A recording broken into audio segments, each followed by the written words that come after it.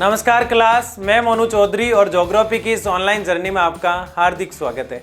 कक्षा 12 का भूगोल पढ़ते हुए हम आगे बढ़ रहे हैं और कक्षा 12 में भारत लोक और अर्थव्यवस्था जो हमारी पुस्तक है उसका चैप्टर 1 हमारा चल रहा है और आज उसका लास्ट लेक्चर है। यानी कि आज लेक्चर नंबर 6 में जो हमारा चैप्टर वितरण घनत्व और वर्दी और संगठन है उसमें जो बची हुई चीज़ें हैं, एक तो श्रमजीवी जनसंख्या का संगठन, दूसरा बेटी बचाओ और बेटी पढ़ाओ पढ़ने वाले। यानी कि श्रमजीवी यानी कि काम करने वाली जनसंख्या कौन सी है और कौन सी काम करने वाली जनसंख्या नहीं है। श्रम मतलब मेहनत मजदूरी या फिर किसी भी प्रकार का काम जो लोग करते हैं वो श्रमजीवी जनसंख्या के पार्ट में अंदर डिवाइडेशन में आ जाया करते हैं। तो इसके 3 रूप होते हैं, उसको हम डिटेल से देखने वाले हैं। उसके अलावा बेटियों को पढ़ाना चाहिए और बेटियों के साथ जो शोषण या फिर बेटियों को समाज में हीन भावना से जो देखा जा रहा है उस पर आज हम चर्चा करने वाले हैं। तो ऐसी कई छोटी छोटी चर्चाएं जो हैं आज के इस लेक्चर में हम करेंगे और एक एक चीज को हम समझेंगे और ये हमारा इस चैप्टर का लास्ट लेक्चर है। तो इसको शुरू करते हैं और एक एक चीज को हम समझते हुए आगे बढ़ते हैं। तो श्रमजीवी जनसंख्या का संगठन जो है उसमें हम देख रहे हैं आर्थिक स्तर पर जनसंख्या को 3 वर्गों में बांटा गया है। यानी आर्थिक स्तर के आधार पर जनसंख्या को 3 वर्गों में बांटा गया है। कितने वर्गों में बांटा गया है? There are a 3 part. किसके?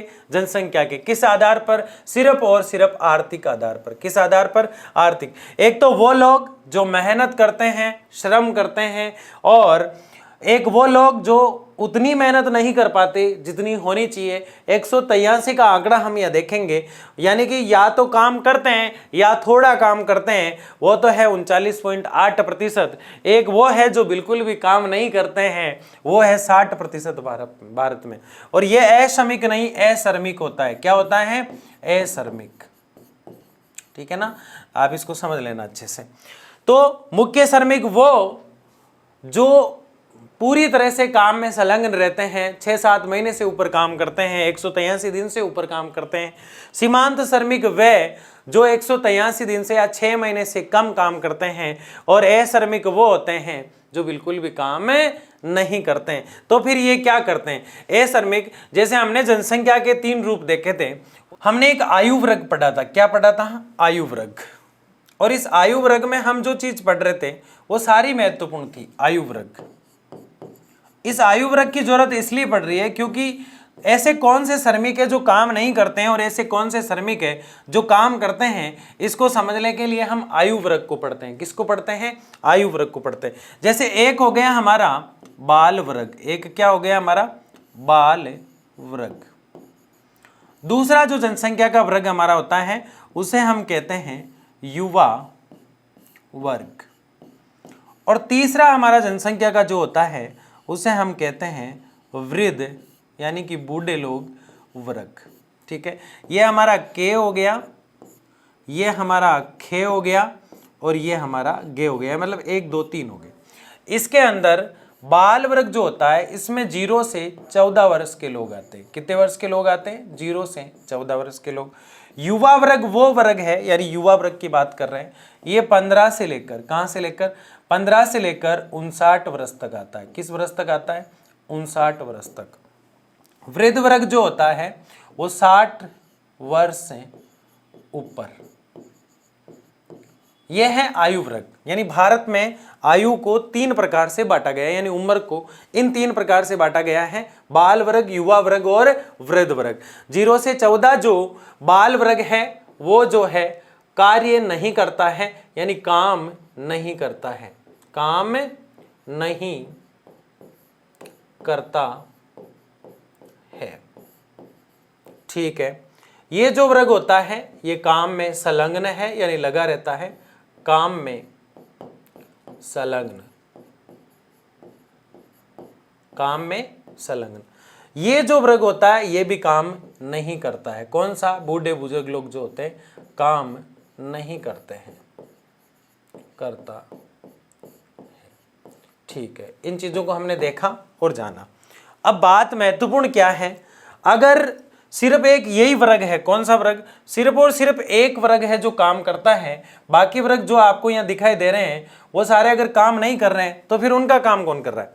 देखिए, सिर्फ ये वाला जो वर्ग है, ये वाला सिर्फ वही है जो कार्य कर रहा है, बाकी काम नहीं कर रहे हैं। इसका मतलब ये जो लोग है ये इस पर डिपेंड है और ये भी जो है इसी पर है, यानी इन दोनों का, यानी कि इन दोनों का भरण पोषण जो कर रहा है वो कौन है, वो सिर्फ और सिर्फ ये वर्ग है। यानी इनका भरण पोषण भी ये कर रहा है और इनका भरण पोषण भी ये कर रहा है, दोनों का भरण पोषण। अब आप कहेंगे कैसे भरण पोषण, जैसे कि ये जो वर्ग है इसको मान लो कि शिक्षा की जरूरत पड़ रही है। किसकी जरूरत पड़ रही है, शिक्षा। या फिर बीमार हो गया बच्चा, उसको चिकित्सा की जरूरत पड़ रही है, चिकित्सा। या फिर इसके अलावा इससे किसी भी सामान की, कपड़े वगैरह हो गए, सारी चीज़ों की इससे जरूरत पड़ रही है, तो ये सारी इसकी जो आवश्यकताएं हैं वो कौन पूरी करता है, ये बीच वाला वर्ग। यानी कि मेरे जो बच्चे हैं उनको किताब, कॉपी, पेन, हॉस्पिटल में कोई दिक्कत आ जाए तो हॉस्पिटल की सुविधा, या फिर पढ़ाई यानी शिक्षा की सुविधा, यानी कौन कराता है, यानी आपको कौन कराते हैं, मतलब आपके पिताजी। यानी आप किस पर निर्भर है, पिताजी। पिताजी इस कैटेगरी में आते हैं। दूसरा, आपके जो दादाजी वो 60 से ऊपर वाले जो लोग हैं, उनमें दादाजी को मान लेते हैं हम, 60 से ऊपर वाले जो लोग हैं उनको ज़्यादा ट्रीटमेंट की जरूरत होती है, चिकित्सा की जरूरत होती है। कहीं दर्शन कराने के लिए केदारनाथ भेज दिया, किसी धाम पे भेज दिया, मुस्लिम है तो मक्का मदीना भेज दिया, हाँ सिख है तो जो अमृतसर भेज दिया। वो जो दर्शन वगैरह या फिर धार्मिक खर्चे वगैरह सब कौन उठाता है, ये वाला आयु वर्ग उठाता है, जो बीच वाला होता है। तो इस बात को अच्छे से हमें समझना है, क्योंकि सीमांत जो वर्ग है और जो वास्तव में श्रमिक वर्ग है वो तो यह है, और एक वर्ग जो हमने देखा अभी ये पूरी तरह से कार्य नहीं करता है, वो अश्रमिक वर्ग है। जो अश्रमिक वर्ग कौन सा है, एक तो बाल वर्ग जो हमने देखा था, बाल वर्ग, और एक वृद्ध वर्ग जो हमने देखा था, वो दोनों इसमें आते हैं। और इन दोनों में युवा आते हैं। युवा में भी कुछ लोग तो ऐसे होते हैं जिनको काम कम मिलता है, तो 183 से ऊपर दिन वाले और 183 से कम दिन वाले ये लोग होते हैं। अगली स्लाइड में इसी चीज को बहुत अच्छे से समझाया गया है। ये तो हमने समझा है अभी, और ये आप देखिए मुख्य श्रमिक, यानी जो पहले दिखाई दे रहा था मुख्य श्रमिक, वह व्यक्ति कहलाते हैं जो एक वर्ष में कम से कम 183 दिन तक आर्थिक दृष्टि से लाभकारी कार्य में लगे रहते हैं या लगा रहता है। यानी जिनको साल के अंदर 183 दिन काम मिल जाता है, वो जो वर्ग होता है वो कौन सा वर्ग होता है, मुख्य श्रमिक वर्ग। यानी इनको पूरे साल काम मिल जाता है, 6 महीने से ऊपर मतलब लगभग साल के आसपास। और जिनको साल भर काम नहीं मिलता है वो होते हैं सीमांत श्रमिक। सीमांत श्रमिक का मतलब जैसे पूरे साल एक को तो काम मिल रहा था 6 महीने तक, एक को 6 महीने से ऊपर मिल रहा है, तो 6 महीने से कम वाले सीमांत में आते हैं। और मुख्य श्रमिक जो होते हैं उनको पूरी साल काम मिलता है। जबकि जो लास्ट वाला हम ये देखेंगे अश्रमिक जो होता है उसकी खासियत क्या है, वो दूसरों पर ही निर्भर रहता है, हमेशा खुद कुछ भी नहीं करता है, क्योंकि वो करने लायक भी नहीं होता है। इसका मतलब ये नहीं कि आलसी है श्रमिक, ये करना तो चाहता है लेकिन बच्चा है इसलिए कर नहीं पाता। तो एक तो बच्चे इसमें आते हैं जो 0 से 14 साल के होते हैं। एक अगर ज्यादा बूढ़ा हो गया यानी वृद्ध हो गया, 60 से ऊपर हो गया, अब उनसे हो नहीं पाता है, तो ये वर्ग जो है अश्रमिक कैटेगरी में आता है। अश्रमिक वह व्यक्ति होता है जो वर्ष भर अपनी आजीविका के लिए कोई कार्य नहीं करता है, अपने भरण पोषण के लिए दूसरों पर निर्भर होता है, यानी आश्रित जनसंख्या कहा जाता है। ये दूसरों पर आश्रित है, इसलिए इसको क्या कहा जाता है, आश्रित जनसंख्या कहा जाता है, यानी दूसरों पर पूरी तरह से निर्भर है। तो ये जनसंख्या के जो मेहनत करने वाले जो लोग होते हैं उनका श्रम विभाजन हमने देखा है, इसको हमने समझा। आगे देखिएगा, आर्थिक स्तर पर जनसंख्या के 3 वर्ग हैं। कुछ लोग हैं जो प्राथमिक व्यवसाय करते हैं, यानी कि कृषि करते हैं। क्या करते हैं, कृषि करते हैं, यानी कि आखेट करते हैं, यानी शिकार करते हैं। इसके अलावा क्या करते हैं, मछली पकड़ना, फल फूलों का संग्रहण करना, पशुपालन करना, खनन करना, पशुपालन करना। इसके अलावा एक और ले लो आप, खनन करना। प्राथमिक व्यवसाय देख चुके हैं हम, तो ये सब व्यवसाय करते हैं। ये लोग जो हैं वो 54.6% है आर्थिक जनसंख्या में इनका योगदान। द्वितीयक व्यवसाय के अंदर हम बात करते हैं, उद्योग की बात करते हैं। किसकी बात करते हैं, उद्योग की बात करते हैं। जो लोग उद्योग में लगे रहते हैं, उद्योग को हम विनिर्माण भी कहते हैं। क्या कहते हैं, विनिर्माण भी कहते हैं, यानी विनिर्माण में जो लोग लगे रहते हैं, या फिर रूप परिवर्तन, यानी किसी भी चीज का रूप परिवर्तन करने में जो लोग लगे रहते हैं, यानी कि उद्योग में काम करने वाले, फैक्ट्रीज में काम करने वाले लोग 3.8% जो है वो द्वितीयक व्यवसाय में आते हैं। तृतीयक व्यवसाय जो होता है वो एक बड़ा सेक्टर है, इसमें कोई भी व्यक्ति सेवा करता है, जैसे चिकित्सक हो गया, डॉक्टर हो गया, ये सब इसके अंदर आते हैं। एक जितने भी टेम्पू, ऑटो, नाव, एरोप्लेन वगैरह, बसें वसें, सब परिवहन के जितने भी साधन जो लोग चलाते हैं, जो लोग उन पर काम करते हैं, वो इसमें आ जाते हैं। एक इसके अलावा संचार से संबंधित जितनी भी टेक्नोलॉजी होती है, दूरसंचार वगैरह, वो सब इसमें आ जाती है तृतीयक व्यवसाय में। एक व्यापारी जो होता है, व्यापार करने वाला, वो भी इसके अंदर आ जाता है। एक जो है इसके अलावा जितने भी लोग आते हैं जो वास्तव में, जैसे वकील होता है अपनी सलाह देता है, वो इसमें आ जाता है। जज फोर्थ वाले में आ जाएगा, वकील इसमें आ जाएगा। तो ये डिवाइडेशन है। तो सेवा सेक्टर में लगे हुए लोग जो टीचर है, डॉक्टर है, इस प्रकार से काम करते हैं, वो 41% है भारत में। 41.6 मतलब राउंड फिगर 42 होता है। 0.5 से ज्यादा दिख रहा है तो उसको पूरा माना जाता है एक, 5 से कम दिख रहा है तो उसको एक नहीं माना जाता है। तो यहाँ पे 54.56% यानी 55% लोग भारत में कृषि करते हैं, ये आप सब जानते हैं। और कृषि में ये सब चीजें साथ आ जाया करती है। द्वितीय व्यवसाय की बात करें तो उद्योग, फैक्ट्रीज वगैरह में 3.8% लोग काम करते हैं, फैक्ट्रीज जो होती है उसके अंदर। उसके अलावा तृतीय व्यवसाय की बात करें तो इसमें उद्योग, विनिर्माण, रूप परिवर्तन, ये सब आ जाते हैं। तो ये हमने द्वितीय व्यवसाय जो है उसमें ये है, जितने भी उद्योग वगैरह, फैक्ट्री वगैरह ये सब होते हैं। तृतीय के अंदर जो है हम समझ चुके हैं, सेवा, परिवहन, संचार, व्यापार और वकील वगैरह सब उसके अंदर आ जाते हैं। वैसे वकील एक सेवा ही है, जैसे टीचर देता है। तो ये हमने समझा। ये क्या था, जनसंख्या के 3 वर्ग थे। व्यवसायिक संवर्ग यानी ये क्या होता है, सन 2011 की जनगणना ने भारत की श्रमजीवी जनसंख्या को 4 प्रमुख भागों में बांटा। यानी भारत के जो लोग काम करते हैं और जो लोग काम नहीं करते हैं, और जो काम करना चाहते हैं पर उनके शारीरिक रूप से वो सक्षम नहीं है, या तो बच्चे हैं या बूढ़े हैं, उसको हमने अभी कुछ देर पहले 3 भागों में बांटा।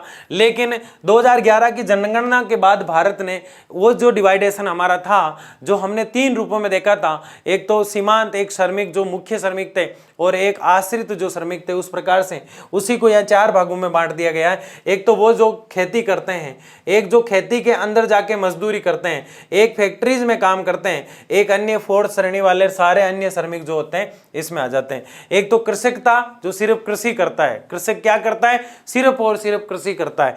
एक जो कृषि मजदूर यानी कि एक तो खेतीबाड़ी करने वाला कृषक होता है, एक कृषि मजदूर यानी खेत, खुद का खेत नहीं है। एक तो जिसका खुद का खेत है वो तो कर सके, खुद का ही खेत है, काम कर लेता है। एक गांव के अंदर ऐसी जनसंख्या का कुटुंब या परिवार भी रहता है जिनका खुद का खेत नहीं होता, लेकिन वो खेत में काम करते हैं, लोगों के लिए दहाड़ी मजदूरी जिसे हम बोलते हैं, जाते हैं और खेत में काम करके आते हैं, वो कृषि मजदूर कहलाते हैं। तीसरा फैक्ट्री आ गया, और चौथे में वो सब आ गए जो संचार में थे, परिवहन में थे। बात वो की वही है, सेक्टर उसी प्रकार से बनाए गए हैं, लेकिन इसके अंदर चीज को ये देखा जा रहा है कि अन्य श्रमिक वगैरह। तो ये जो श्रमजीवी है, जो जनसंख्या के 4 प्रमुख संवर्ग बांटे गए हैं, 3 रूप तो हमने वो देखे जिसमें काम करने वाले लोग, काम नहीं करने वाले लोग और आश्रित लोग। काम करने वाले लोग 183 दिन से ऊपर करने वाले लोग, 183 दिन से कम करने वाले लोग, और बिल्कुल ना करने वाले लोग। और उसके बाद हमने जो चीज देखी, प्राथमिक, द्वितीयक और तृतीयक व्यवसाय देखा। तो प्राथमिक और द्वितीयक, तृतीयक व्यवसाय का रूप यहां दिखाई दे रहा है आपको। खेती कर रहा है और खेती के अंदर जाके काम कर रहा है, प्राथमिक व्यवसाय। उद्योग मतलब फैक्ट्री दिख रही है, मतलब तृतीयक व्यवसाय, द्वितीयक व्यवसाय दिख रहा है आपको। देखो उद्योग यानी विनिर्माण हो रहा है, विनिर्माण, इसका मतलब उद्योग आ गया, रूपांतरित हो रही है वस्तु। तो ये आपका सेकेंडरी व्यवसाय आ रहा है, यहाँ पे कोई दिक्कत ही नहीं है, ठीक है। कृषि और ये दोनों फर्स्ट व्यवसाय में आ रहे हैं, क्योंकि कृषि एग्रीकल्चर जो होता है प्राथमिक व्यवसाय, और अन्य श्रमिक यानी कि 3rd वाला व्यवसाय हो चाहे 4th वाला व्यवसाय हो, वो सब इसके अंदर आ रहे हैं। तो ये व्यवसाय के आधार पर बांटा गया 2011 में, श्रमजीवी जनसंख्या में जो लोग काम कर रहे हैं। आपको कंफ्यूजन इसलिए हो रहा होगा कुछ ना कुछ यहाँ पे कि एक वर्ग तो हमने ऐसा बांटा जो 3 रूप दिखाई दे रहे थे, उसके अंदर 3 रूपों के अंदर पहला, दूसरा और तीसरा वो था कि एक तो वो लोग जो आश्रित रहते हैं, एक वो लोग जो 183 दिन तक काम करते हैं, एक वो लोग 183 दिन से ज्यादा काम करते हैं। लेकिन उसके बाद हमने जो डिवाइडेशन किया वो जनसंख्या का व्यवसाय के आधार पर किया, कितने लोग प्राथमिक सेक्टर में, कितने द्वितीयक में और कितने परसेंटेज तृतीयक व्यवसाय में संलग्न है। उसी को 2011 की जनगणना के बाद इस प्रकार से पेश किया गया हमारे सामने कि प्राथमिक व्यवसाय में ये सब आ जाते हैं, द्वितीयक में ये और तृतीय में। बात वही है, कहने का तरीका अलग है, समझ गए होंगे। आगे बढ़ते हैं, ये व्यापारिक संवर्ग कहलाता है। अब बड़ा शानदार मुद्दा है और बड़ा ही सुपर मुद्दा है, बेटी बचाओ और बेटी पढ़ाओ। तो बेटी बचाओ और बेटी पढ़ाओ यानी कि save daughter and teach daughter, यानी बेटियों को अच्छे से पढ़ाओ और बेटियों को अच्छे से आगे बढ़ाओ, बेटियों को बचाना है। यानी कि बेटियां जो है वो क्यों खतरे में है। ऐसी क्या नौबत आएगी कि बेटियों को बचाना पड़ रहा है, या फिर बेटे तो पढ़ रहे हैं लेकिन बेटियों के लिए ही कहा जा रहा है। इसका मतलब कहीं ना कहीं समाज में बेटियों का जो मतलब बेटियां जो है उनको किसी ना किसी प्रकार से दबाया गया है। एक कहावत काफ़ी समय पहले मैंने सुनी थी और आज भी जो प्रचलित है, अक्सर हम देखा करते हैं कहीं भी जाते हैं तो बेटी के लिए ये कहा जाता है कि ये तो पराया धन है, मतलब अगले घर जाएगी ये तो, मतलब जहाँ से उसकी शादी हो रही है, जिस घर से वो विदा हो रही है, वहाँ उसके लिए ऐसा कहा जाता है कि ये तो पराया धन है। जहाँ वो जा रही है वहाँ कहा जाता है कि ये तो पराये घर से आई है, तो फिर बेटी का घर है कहाँ।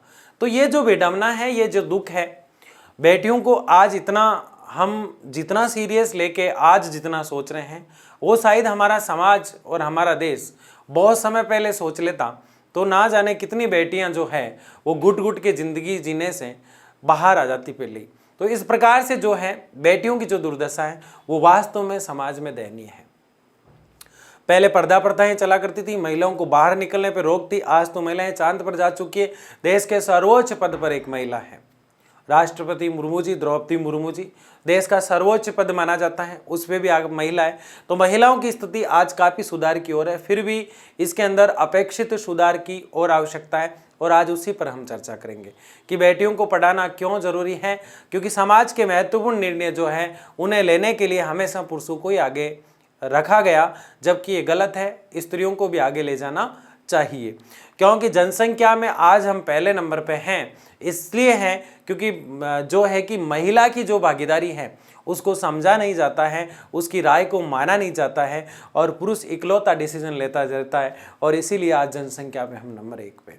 यानी कि जनसंख्या जैसे ऐसे कई मुद्दे हैं जो भारत की बड़ी समस्याएं बने हुए हैं, उसमें अगर स्त्री को साथ में लेकर उन समस्याओं पर बात की जाए, स्त्रियों को एजुकेशन में आगे बढ़ाया जाए, तो भारत एक अच्छे लेवल पर जाएगा ही। लेकिन सबसे बड़ा फायदा कि भारत की स्त्रियों की जो संख्या है वो सुधर जाएगी। क्या है समझते हैं।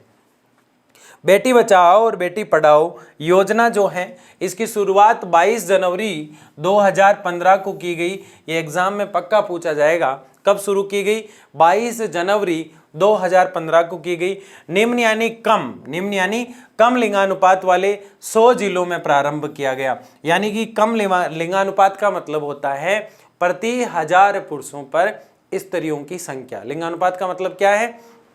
प्रति 1000 पुरुषों पर स्त्रियों की संख्या। यानी कि किसी क्षेत्र में 1000 पुरुष है तो उनमें स्त्रियां कितनी है, ये जो आंकड़ा होता है ये आंकड़ा लिंगानुपात कहलाता है। और 100 जिले ऐसे छांटे गए जिनके अंदर 1000 पुरुषों पर स्त्रियों की जो संख्या है वो बहुत कम पाएगी। 1000 पुरुषों पर स्त्रियों की संख्या लिंगानुपात तो होती है, लेकिन ऐसे 100 शहरों को छांटा गया और उसमें 22 जनवरी 2015 को ये योजना जो है लागू की गई कि इस क्षेत्र का लिंगानुपात जो है वो सुधारा जाए। इस पर कार्य होने लगा, इस पर चर्चाएं होने लगी और ये आगे बढ़ने लगा। इसके जो उद्देश्य है और इसकी महत्वपूर्ण बातें हैं उनको देखते हैं हम आगे बढ़ रहे हैं। बेटी बचाओ बेटी पढ़ाओ योजना से पूरे जीवन काल में शिशु लिंग अनुपात में कमी को रोकने में मदद मिलती है और महिलाओं के सशक्तिकरण से जुड़े मुद्दों का समाधान होता है। एक तो इससे फायदा ये होगा, महिलाओं को मजबूती मिलेगी, सशक्तिकरण मिलेगा, मतलब मजबूती मिलेगी, समाज में निर्णय लेने की स्वतंत्रता मिलेगी, वो पढ़ेगी और आगे बढ़ेगी। ये पहली बार विडंबना की बात है कि 2015 में जाके सोचा गया। ये बड़े दुख की बात है, ये बहुत पहले सोचने वाले मुद्दे थे। भारत जब विकट परिस्थितियों से जब गिर रहा है, महिलाओं की दशा उसे अब नजर आ रही है, तो हम विकासशील के विकासशील ही बने हुए हैं, नहीं तो अब तक विकसित हो जाते हैं हम। बेटी बचाओ में एक चीज और है, शिशु लिंग का जो अनुपात है, यानी छोटे बच्चे जो पैदा हो रहे हैं उसमें बच्चियों की संख्या बच्चों के बजाय, लड़कियों की संख्या लड़कों के बजाय बढ़ानी चाहिए ताकि लिंगानुपात कंट्रोल में होए। मुझे तो यह लगता है कि भारत इसलिए इस बात को सोच रहा है कि स्त्रियां लगातार कम होती जा रही है, उसकी दुर्दशा जो स्त्री की यहाँ है, स्त्री को हीन भावना से देखा गया। आपने समाज में ये देखा होगा कि लड़का जब पैदा हो जाता है थाली बजाई जाती है, जश्न किया जाता है, समाज में जो है अलग अलग बधाइयाँ दी जाती है, मिठाइयाँ बांटी जाती है। और आज भी एक धारणा किसी ना किसी समाज के किसी ना किसी क्षेत्र में, किसी ना किसी कोने में, किसी ना किसी के माइंड में ये चल रही होती है, अगर लड़की हो जाती है तो एक मातम सा माहौल बना लेते हैं। ऐसा क्यों? लड़का और लड़की में क्यों भेद? ये 2015 में हम सोच रहे हैं, बहुत पहले सोच लेना चाहिए। तो इससे जो है कि शिशु लिंगानुपात यानी कि छोटे बच्चे हैं जो 1 से 10 साल के बीच जन्म ले रहे हैं उनमें बच्चियों की संख्या बढ़ जाएगी, क्योंकि गवर्नमेंट खुद एक्सेप्ट कर रही है कि शिशु लिंगानुपात बढ़ा रहे हैं, हम पहले तो नहीं बढ़ा पाए। युवा अवस्था में जो बच्चियां हैं उनको तो बदल नहीं सकते, उनमें तो बढ़ाया नहीं जा सकता, लेकिन पीछे से जो जनरेशन आ रही है बच्चे और बच्चियों की, उसमें बच्चियों की यानी लड़कियों की संख्या बढ़ाई जाए।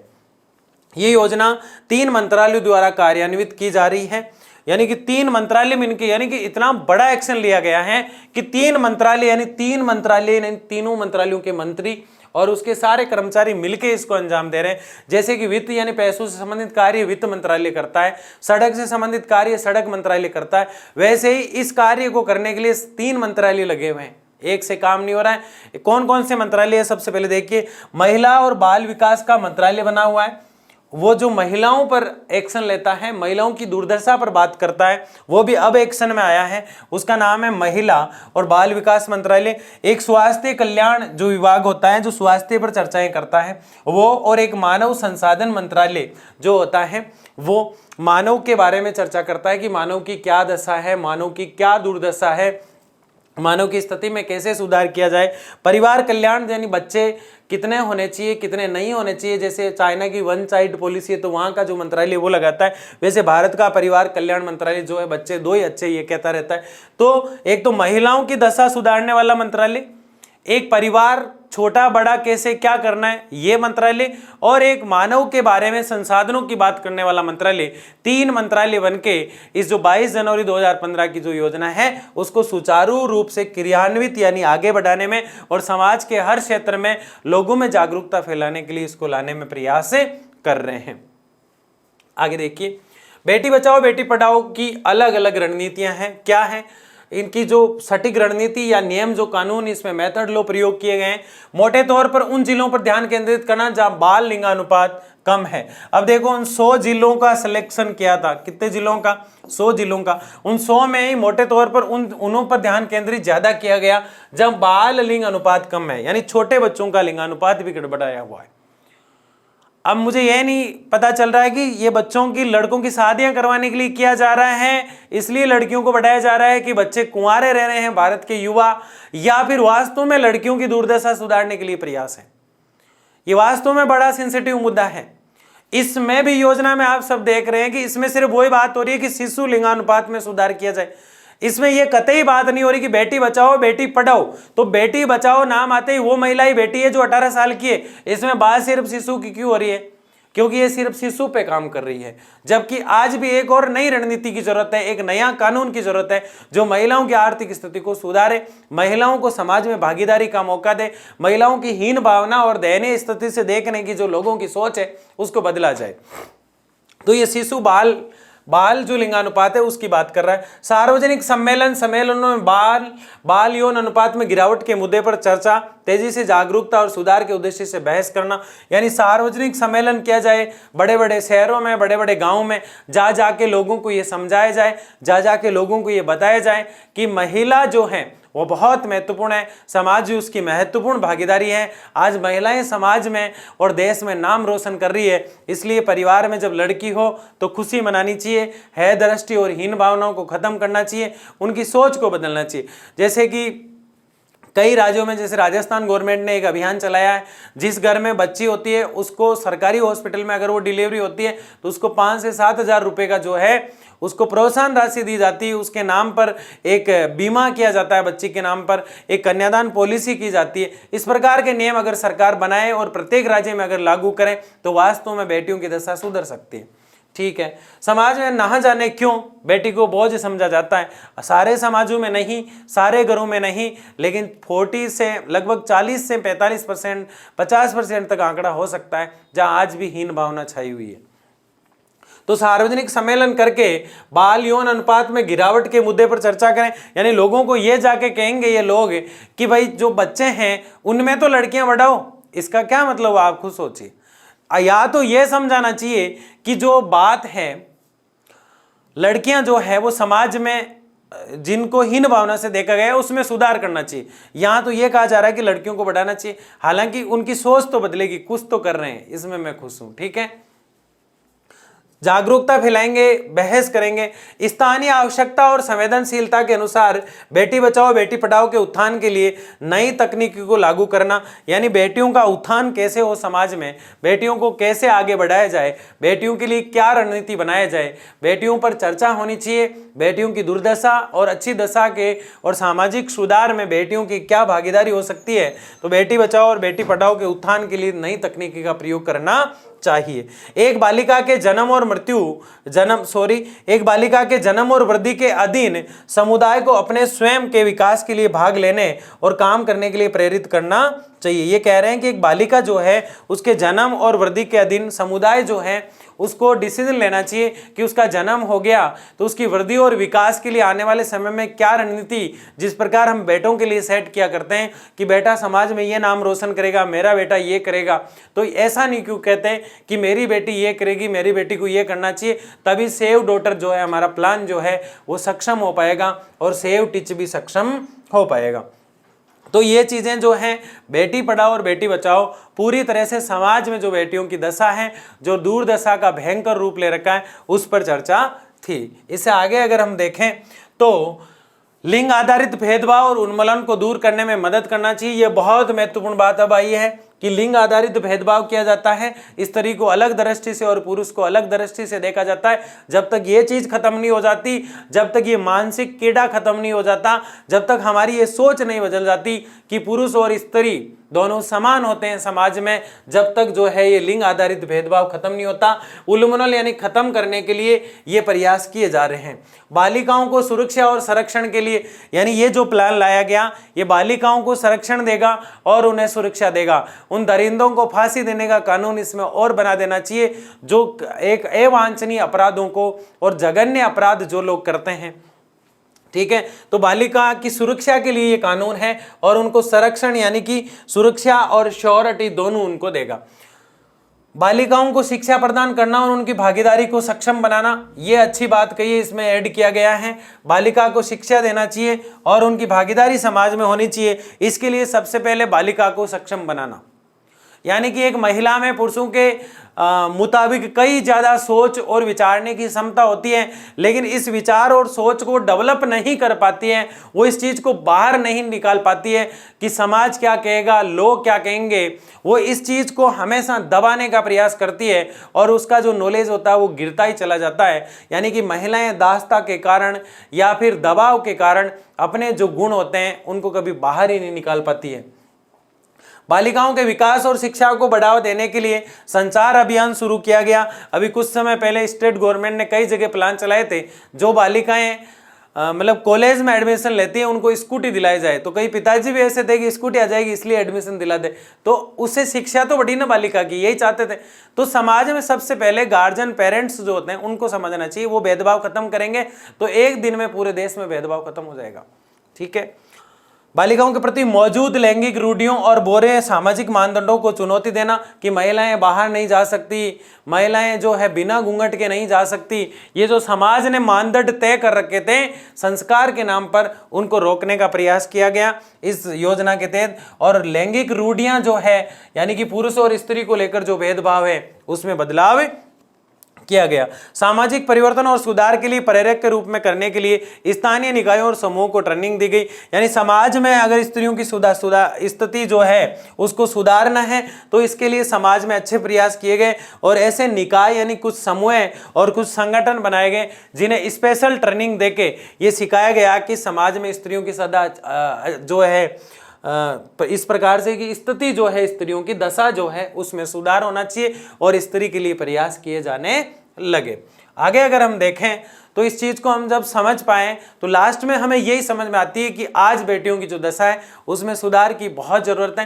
कमेंट बॉक्स में आप ज़रूर बताना क्या भारतीय समाज का 2015 का जो ये प्लान है जो जनवरी में आया है 22 जनवरी को, क्या ये सही है या इससे बहुत पहले ला देना चाहिए था। मिलते हैं अगले किसी शानदार लेक्चर के साथ, यानी कि नए वाले चैप्टर के साथ हम मिलते हैं एक अच्छे लेक्चर के साथ। जब तक के लिए धन्यवाद। जय हिंद, जय भारत।